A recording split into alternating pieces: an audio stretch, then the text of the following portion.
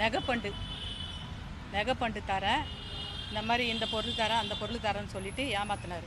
24 பொருள் போட்டிருந்தாரு.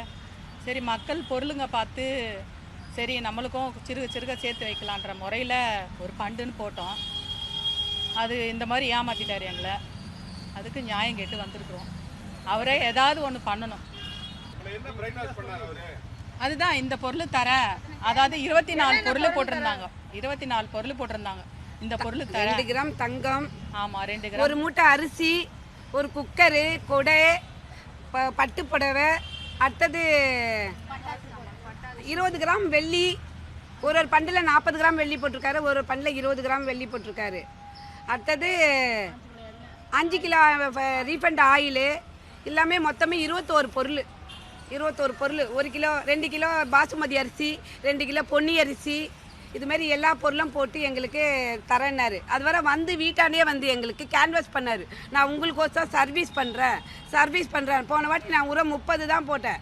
30 பக்கத்து வீடு எங்கள் சொந்தக்காரெல்லாம் போட்டோம். இப்போ எல்லாருமே செல்வி அம்மா கிட்ட கொடுங்க. இந்த சந்தில் எல்லாருமே நான் தான் இந்த ஊரில் தான் கோயிலில் டொனேஷன் பண்ணுறேன், இது பண்ணுறேன். என் பொண்டாட்டி ரயில்வேயில் பண்ணுறான், நான் ஐசேப்பில் பண்ணுறேன். எங்களுக்கு சம்பளமே 1.5 லட்சம் சம்பளம். நீங்கள் பயப்படே தால, இந்த சொந்த கோட்ரஸ் இருக்குது அப்படின்னு சொல்லி கேட்டார். நாங்கள் சரி முதல் வாரி போனோடனே வீட்டாண்டே எடுத்துன்னு வந்து 6 மாதம் முன்னாடியே கொடுத்துட்டாரு எங்களுக்கு.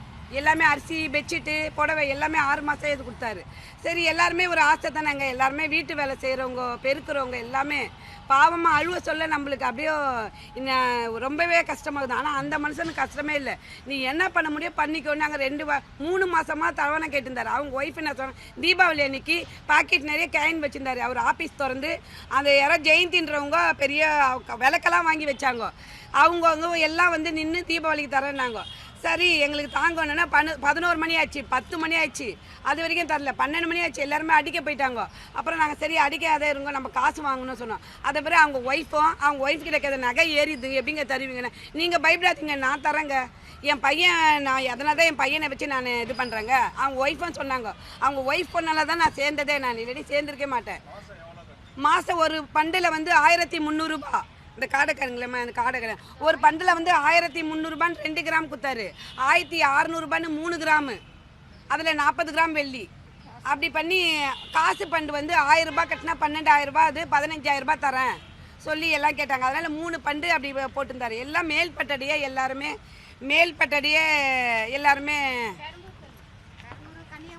அதான் அவங்க வந்து கன்னிகாபுரம், இன்னொருத்தர் தண்டாரப்பேட்டை.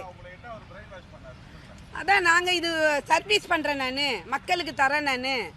நான் லாபத்தை பார்க்கல, உங்களுக்கு சர்வீஸ் பண்ண தான் வந்தேன் அப்படி தான் சொல்கிறேன். என்னங்க அவர் பேர் சொல்லி நடத்திட்டு இருக்காரு.